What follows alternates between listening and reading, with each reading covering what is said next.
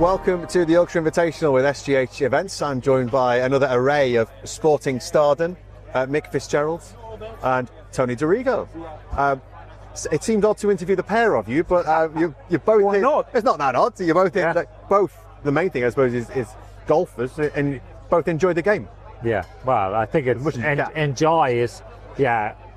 Endure. I think love it is probably a better phrase for me anyway. Somebody said to me, you're going to have to drive 4.5 hours to go to work. You're like, oh. But if somebody says to you, I want you to drive 4.5 hours to play golf, you're like, okay, I'll be there. And that, I think that just, well, I don't know about Tony, but that kind of sums me up with golf, really. It's the same. I mean, when the missus says, should we go shopping? Oh, walking like 2-3 kilometres in the city? So get it. Give me a golf ball. Oh, yeah. I'm there. No problems. And Tony, what's it like being amongst other sports people? Obviously, footballers kind of club together, and always as that team event is, but when you meet other people from different forms of sport... Yeah, you know, it's really good. I think even from football, sometimes you don't bump into the guys after you've retired for, 10, 20 years. So these sort of events, we all come back together again, and it's nice. And you see some people you haven't seen for years and years. But other sports as well, it is great, because I like to hear their stories as well, because we got up to all sorts of things, and you wonder, what did they get up to? Yeah. So we'll have a chat later to see what you're up to. Okay. And this event in particular is different. One, you get a cup of tea handed to you. Thank you very much. There's service for you. Excellent. But it's a different feel, isn't it? It feels like playing in a proper tour event. It does, and when you suddenly see on the range their swings and how silky smooth they're going, am I in the right place here? But it's lovely. It is nice, and like anything as well, we've done things at the top of sport. You've been at the top of your game. To see golfers at the top of their game, we realise how far away we are from them. But it's great to see, and just be in amongst it all is great. And it is, I'd say, the hustle and bustle we've got here, and the different people you can suddenly meet and hear all their stories. You can tell your stories as well. Yeah, look, it is a really lovely event, and fantastic to see so many people here as well. And look, it's for a great cause too. So let's not forget that there's a lot of people who will benefit from this day, and the fact that we're having fun as well makes it even better. You always been a golfer? No, I haven't actually. I went on holiday to Kenya many years ago. I think I was 26, and I'm like, when I sunbathe, I go from silver to white to red and then back to silver again. So sunbathing's not for me. And I was bored out of my brains, basically. And one of the lads that was on holiday with us said, what about, we're going to go play golf. Do you fancy coming? And I said, it's an old man's game. It's not for me. And they said, oh, well, what else are you going to do? So off I went. And from that moment, I was hooked. And it's amazing how a game that you don't understand, don't know anything about, suddenly it basically takes over your life.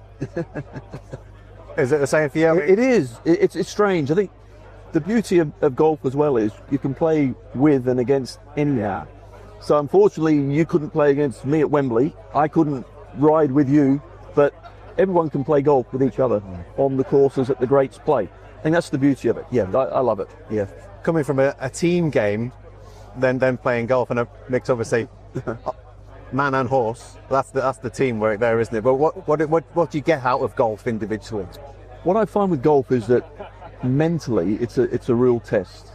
So football, if you are nervous before a game, you've got 10 other teammates and the ball moves, and I can then get rid of the adrenaline by running around.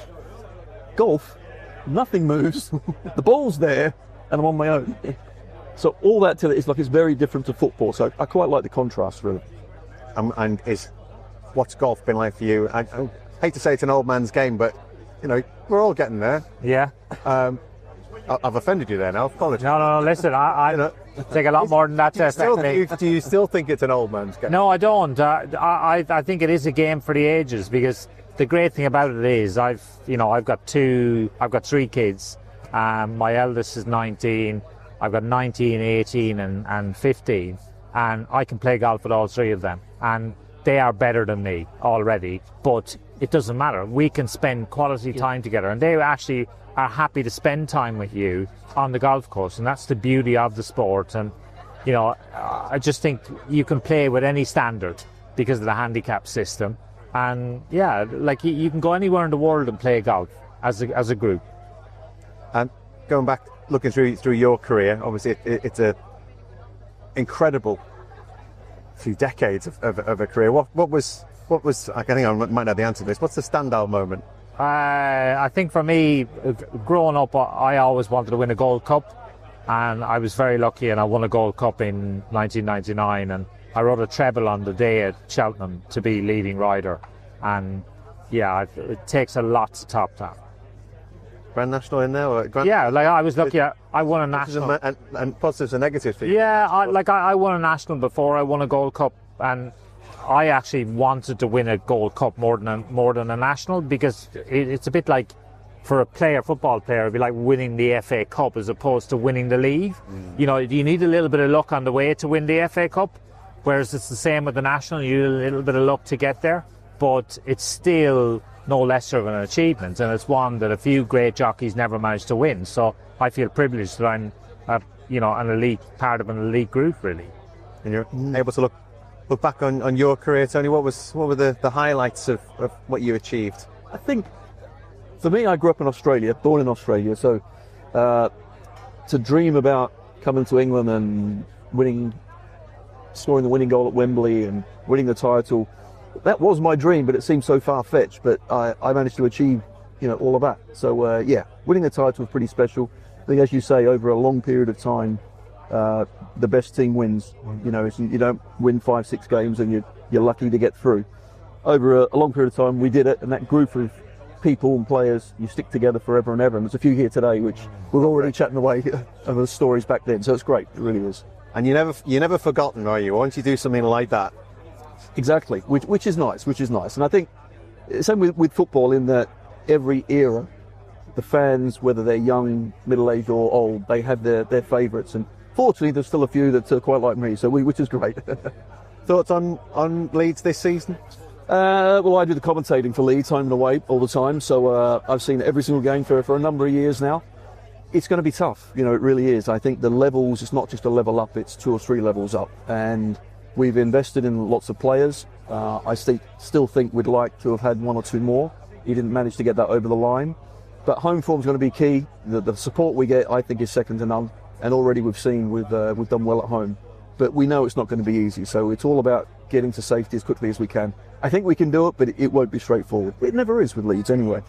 Never is. Mick, because you found both broadcasters extraordinaire, but you found an incredible role with ITV Racing, so successful now as a broadcasting outfit. It's always been good, but personally I think it's a cracking product you've got there, and you're a major part of it. Yeah, very privileged to be involved in the sport, really. Look, it's a sport that I love, and I think if you're able to share that with other people, I think that can only be a good thing.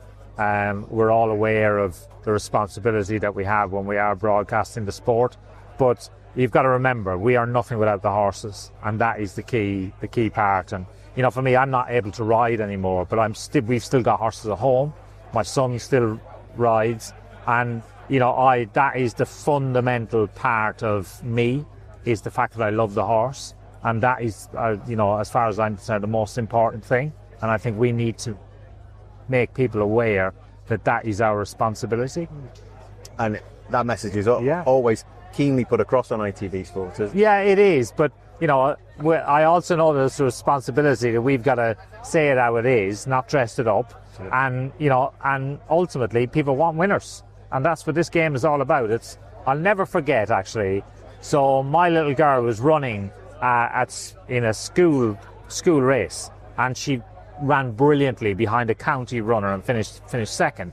And I said to her, "Well done, I thought you did really, really well." And she just shook her head and she said, "Daddy, you said to me nobody ever remembers second." And I tell you, I felt that small in that moment. But it's true, and we are in a game where it's a results-driven business, and a bit like football, you can play really, really well, but if you get beat, ultimately that's all people will always remember. Did you ever race in the dad's race at school? No. I had to. The pressure was ridiculous. Did you win? I did. Oh, well, you should have done, let's face it. Exactly. But the pressure I felt, I had some rugby dad there, like with all his kit on, like at the line, I'm thinking, oh my God, here we go. I didn't want to pull a hamstring. I didn't warm up properly. I'm thinking, oh my, I managed to win, but the pressure. Give me a penalty at Wembley, no problems at all. Forget that. So if you're paired up today, I'm not sure if you're on the, like, someone's got to be the winner today. I hope it's one of you two. I sort of want. So we'll give it a go. And We will. We'll do our best. Thanks for talking to us. Appreciate it. Cheers. Thank you.